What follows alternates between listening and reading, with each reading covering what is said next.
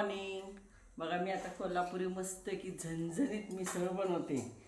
काय जिरं मोहरी आणि जिरं टाकते आणि कढीपत्ता टाकते. वाटण केलेला मसाला आहे. कांदा टॅमॅटो आणि आलं लसूण ह्याचा वाटण केलेला मसाला.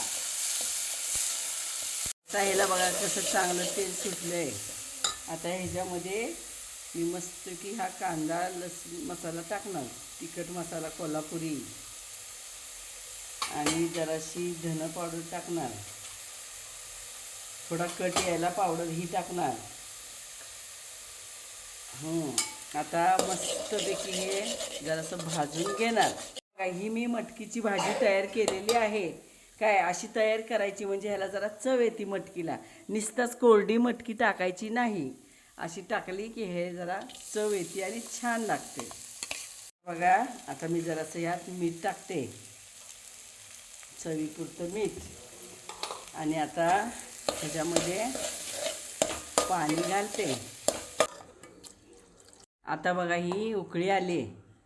काय आता मिसळचा रस्सा झणझणीत तयार झालेला आहे.